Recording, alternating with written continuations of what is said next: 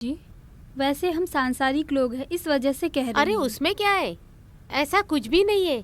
आज भी कितने परिवार माँ बाप की पुण्यतिथि मना रहे हैं। वैसे देखा जाए तो उन्हीं की भलाई है इसमें। मरने के बाद भी माँ बाप को इतनी इज्जत दे रहे हैं।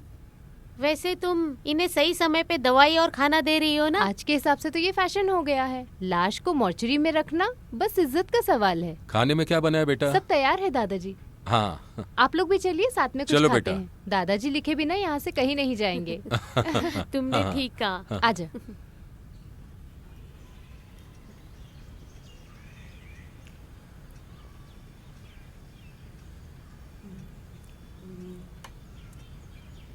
अरे वाह, मानना पड़ेगा तुम्हारे हाथों का खाना लाजवाब है। तबीयत ठीक नहीं है मेरी, इसलिए आजकल खाना कम खाया जा रहा है। तुम्हें देखकर पता चल रहा है।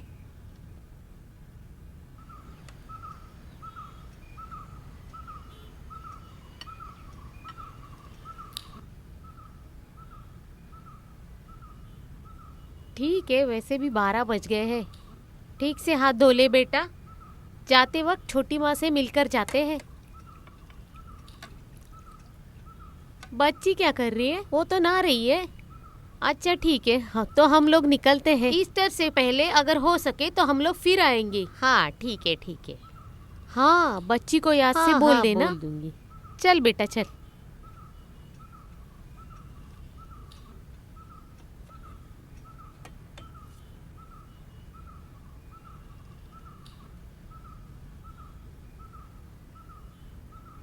अगर ऐसा ही रहा तो तालाब खुदवाने से भी पानी कम पड़ेगा। क्यों, क्या हुआ? किचन का सामान। तो चावल का आटा खत्म हो गया है, गेहूं के आटे से पुट्टू बनाएंगे। उन लोगों की वजह से ही सारा सामान खत्म हो गया। अच्छा सुनो, उन्हें दवाई दी क्या? कुछ तो बीमारी है। ऐसा लग रहा है 10-12 साल की उम्र होगी। मंदिर की प्रतियोगिता में अगर हिस्सा लेंगे तो पहला प्राइज मिलेगा। अरे आप शांत हो जाइए। एक इंसान को जितना भूख लगता है वो उतना ही खाता है। उनका सिर्फ उतना ही स्टैमिना है। स्टैमिना? कुछ भी कहो, सबका एक लिमिट ही होता है। अरे दादाजी सुन लेंगे। ओ दादी नहीं सुनेंगी, इतना ही काफी है ना। बाकी लोगों को भी तकलीफ। कैसी तकलीफ? सिर्फ तकलीफ ही नहीं, देखो अभी सर को देने के लिए यहाँ पर कुछ भी नहीं है। मेरा तो छोड़ो, मैं तो प्याज के साथ भी चावल खा लूँगी, लेकिन एक बीमार इंसान को ये सब नहीं चलेगा। अच्छा खाना चाहिए ना, तभी उनकी तबीयत सुधरेगी। जो चाहिए वो निकाल के रखा है। उनको थोड़ा और दिन जिंदा रहना है। मुझे जो कहना था वो मैंने कह दिया। अब मेरी बात मानो या ना मानो ये तुम्हारी मर्जी। दादाजी कहते हैं इस दुनिया में सबसे बड़ा दान है लोगों की भूख मिटाना, अन्नदान। जो उसे स्वीकार करके बस कहे वही खाना है। बेटा हाँ, ऐसे ही बैठे रहेंगे क्या आप? मुश्किल है, ऐसा बार बार हो रहा है। आराम से। मैं कभी कभी सोचता हूँ कि क्यों बाकी लोगों को तकलीफ दूं। दादाजी ऐसी बातें मत करिए। जब हम खुद की देखभाल नहीं कर सकते हैं, बेहतर यही है कि इस दुनिया से चले जाना चाहिए। किसी पर बोझ बनकर हमें इस दुनिया में नहीं रहना चाहिए। एक इंसान कितना खुशकिस्मत है, ये उसके जीने पर निर्भर नहीं करता है, बल्कि उसकी मौत कैसे हुई ये तय करता है। आप सही कहते हैं दादाजी। मुझे लगता है कि आपकी सेवा करके मेरी जिंदगी सफल हो रही है। दादाजी आप मुझे जो परेशानियां दे रहे हैं मैं उसे खुशी से स्वीकार कर रही हूँ। मैं तो कभी कभी चुपके से प्रार्थना भी करती हूँ कि मेरे दादाजी की तबीयत कभी ठीक ना हो। है? इसमें मेरा ही स्वार्थ है। अगर आप ठीक हो जाएंगे तो मैं किसकी सेवा करूंगी? हाँ, इसके बदले में आपको मुझे बख्शीश देनी होगी। अगर मेरी बीमारी ठीक हो गई तो तुम्हें प्रमोशन भी मिलेगा ना? हाँ हाँ बेटी, वैसे मैंने सत्य वचन लिख कर रखा है। आराम से। उसी यथार्थ जीवन को मैं जी रहा हूँ। वैसे बेटी, नदी के किनारे बैठकर नंगे पैर, नदी के किनारे हाथ में कोयता लेकर ईश्वर हमारा रक्षक बनकर रहता है। जीसस इस आदमी से कहता है कि मैं तुम्हारी बीमारी ठीक होने की प्रार्थना करता हूँ। ये सब बेकार की बातें हैं दादाजी। हाँ है। बैठिए। वैसे जो अपने शरीर का ख्याल रखते हैं वो मौत को अपने पास नहीं बुलाते, लेकिन फिर भी खासकर हमारे इंडिया के लोग बीमारी के घेरे में आ ही जाते हैं।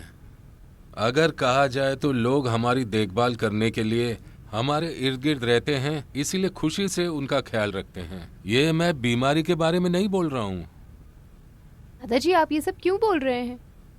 सच ही तो बोल रहा हूँ बेटी। ऐसे बहुत लोग हैं, खासकर अमीर लोग अपने लिए सपोर्ट खरीद लेते हैं। बेटी मैं ऐसे कई राष्ट्र नेता लोगों को जानता हूँ। ऐसे कई लोग हैं जो बीमारी को अपने दोस्त कंपेनियन की तरह मानते हैं। तकलीफ होती है, बहुत तकलीफ होती है। कई बार मैं खुद को लाचार महसूस करता हूँ। अगर आपको तकलीफ है तो कोई बात नहीं, लगता है कोई आया है। तुम जाकर जरा देखो कौन है, जाओ।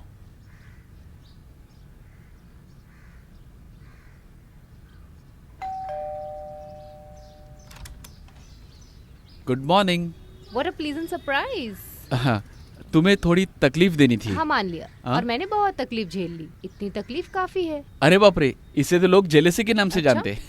हाँ। सुनो, सुबह सुबह नहाने की प्रक्रिया को खत्म करके जब मैं कॉफी पीने बैठा था, तब मुझे लगा कि मैं तुमसे जरा मिल लूं और साथ ही अलेक्जेंडर सर को भी मिल लूं। चोर कहेंगे, दादाजी से मिलने के बहाने यहाँ आ गए।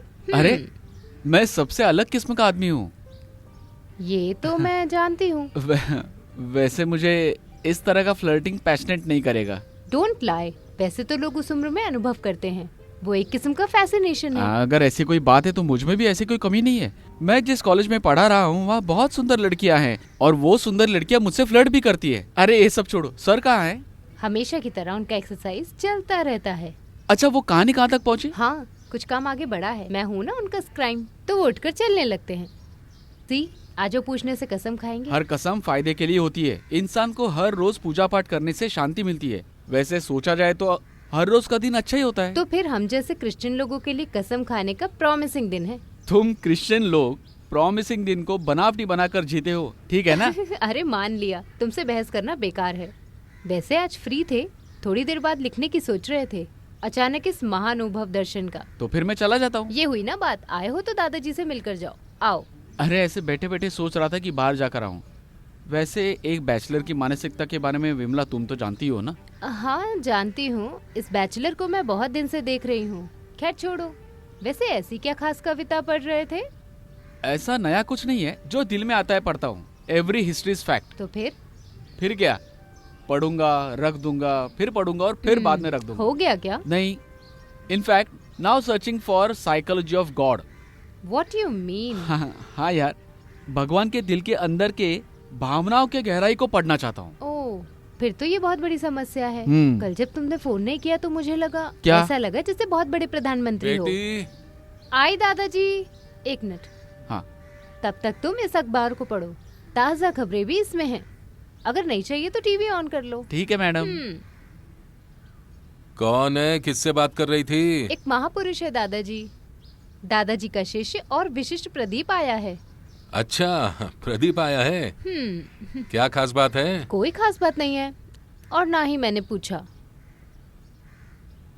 आज मुझे कुछ लिखने का दिल लिखना किया। ही चाहिए, और मैं आपको इस काम में सहायता कर सकती हूँ। हाँ, कुछ देर पहले एसी बीट ने फोन किया था और किताब के बारे में पूछ रहा था, और कह रहे थे कि खर्चे के लिए पैसे चाहिए तो हिचकिचाना मत। तुम अभी